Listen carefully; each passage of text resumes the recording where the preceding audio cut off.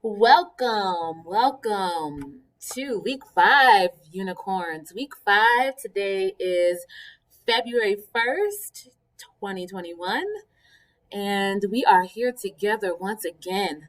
And so I just want to say welcome, everyone. Welcome.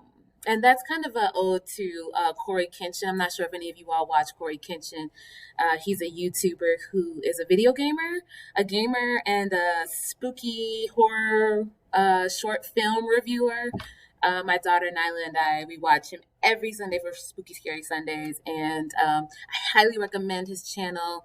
Super appropriate, no cursing, really funny dude though. And so I just want to give a shout out to those samurais who are already out there in the Outer Back world. But if you're not, look him up. Corey Kenshin, Kenshion, I believe is his last name.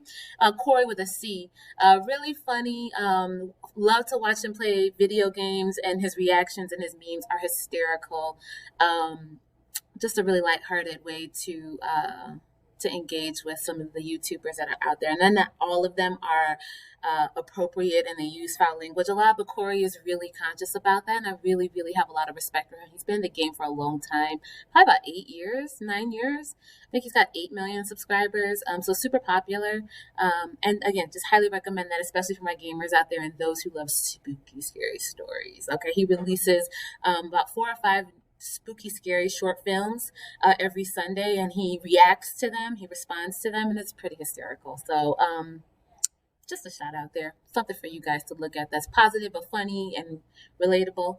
But here we are in the 5th week of quarter 3. My God, time is flying by, my loves. They are just flying by.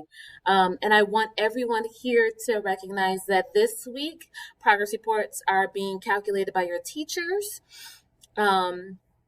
And progress reports will be going out next week. Okay, so keep that in mind. We're halfway through the third quarter. So you know what that means. Benchmarks are coming within 2 weeks here. So, my friends, my loves, my babies, my students, please connect with us. Okay? Connect with us. Those of you that are connecting with us are doing incredibly well. And you're looped in and you know how to reach us. And for those of you that are outside, I don't know what to say. We're just getting closer and closer to the end of the school year, closer and closer to AZ merit testing, closer and closer to civics, to everything. And so let's just connect with one another, please, okay? So a couple things. One, we are having a honor roll celebration this Saturday from 10 to 12, invite only for those of you who achieved A-B grades across all of your classes. Our parents are being invited today to a special honor roll assembly to recognize you as outstanding students. And then in addition to that, some of your teachers have identified you for additional certificates, either for effort, for achievement, for citizenship, for whatever they deemed possible to recognize you all for your efforts. And so again, we'll be having a drive-through honor roll assembly this Saturday. Have your parents check their emails this evening to see if you were invited to attend. And again, it's only for those who have AB achievement and or have been recognized by a content level teacher for exceptional, incredible abilities and efforts. Okay. And so we're looking forward to getting that out to you guys today. Okay. And so again, Saturday from 10 to 12. Okay. It is Black History Month. Today is the first day of Black History Month, and I would be remiss if I didn't acknowledge that this month is dedicated to the celebration of the African American African diaspora. Being a person of that descent, I have a lot of thoughts about Black History Month. And I do want to just kind of share something with you all regarding that and my relationship to the month and to the history. First thing I will say is that Black history is American history. Okay, I just want to make that very clear to you all. Studying African Americans in this country is studying American history. Okay. And so with that being said, I always, I want to say I always kind of like shrunk as a little girl going through middle school, going through elementary school, every time this month came around. Um, and I know that it's supposed to like the opposite happened for me when I was a little girl. Like I didn't quite like look forward to the month because I went to a school where I was a true minority. My parents actually were a part of an integration movement in Chicago. And integration means bridging together, melding together races to occupy public spaces and domains and living and all of that. Races coming together to live amongst each other. That's integration, right? And we often think of segregation, right? The coming apart of the races of like the 1960s era where um, segregated water fountains, segregated schools, segregated everything existed, right, in our country at that time because of I'm going to call it the pure hatred of African people in this country, thinking that they were less than and being told that they were so much so that they didn't have the right to merge with the majority of the population in this country. And so my parents, now I grew up in the 80s, right? I was born in the 80s. And my parents in the 80s, like segregation became legalized. Natural separation of the races still happened, right? Because Chicago is like one of the third most segregated cities in the country. And so I grew up in that very much so. People would intentionally separate themselves based on race and class and culture in Chicago. And so my parents, I was born on the south side of Chicago, but I actually grew up in the suburbs of Chicago. And in the suburbs of Chicago is predominantly white America, rural America out there. And so my parents were one of the first Black families to integrate the community that I grew up in. And so, although not the 60s integrations, it wasn't forced integration. My parents, my dad at the time, built and built a home out in the suburbs and amongst a very white neighborhood. And that was not necessarily greeted with welcome. It was greeted with a lot of animosity of the citizens of that suburb, very much so. Lots of animosity, lots of anger at a Black man building a home in a very white neighborhood. And so I've had my own experiences with growing up that way. I went to school all 12 years in that very kind of hostile environment, which has helped to shape kind of who I am today, but not necessarily in a negative way, just in a way that keeps me mindful that, you know, celebration of culture is just so very important. And knowing who you are helps to build your self esteem, no matter who you are, right? Black, brown, yellow, green, white.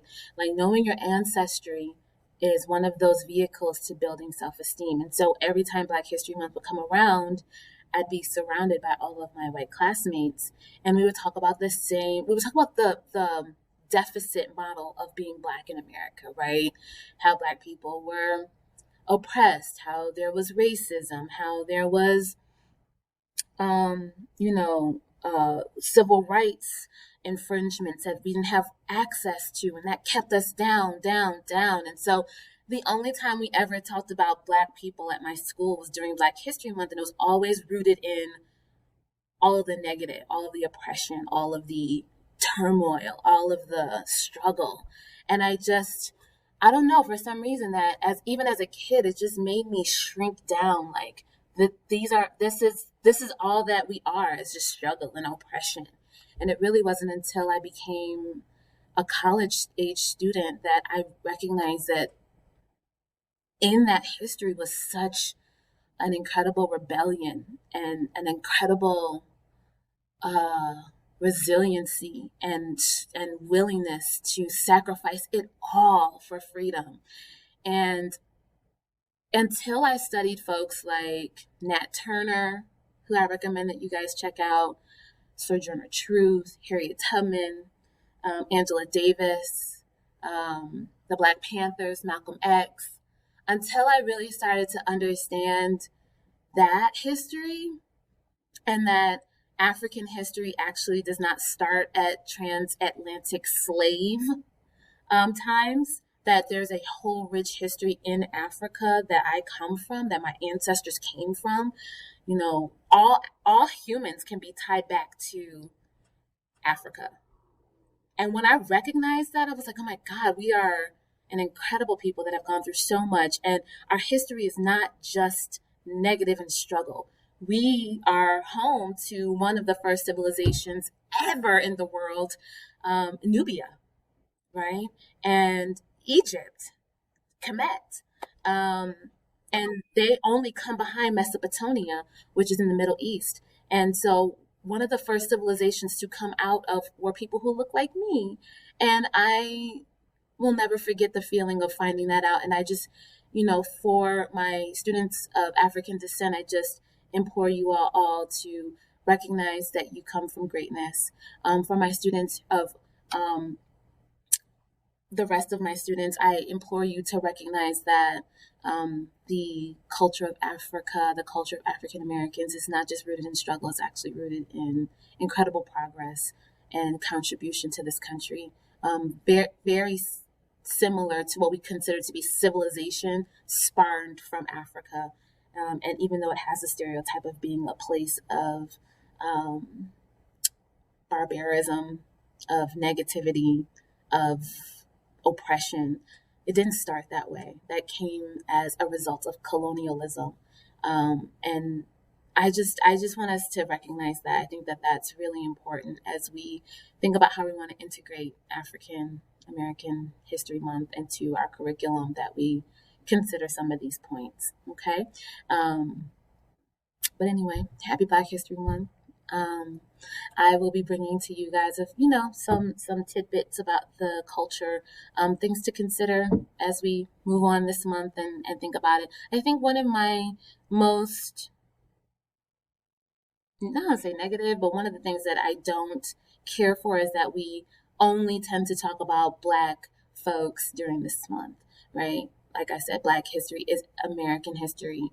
Native American history is American history. Hispanic American history is American history. I really, really implore students to really do and understand your culture as a part of your self-esteem building.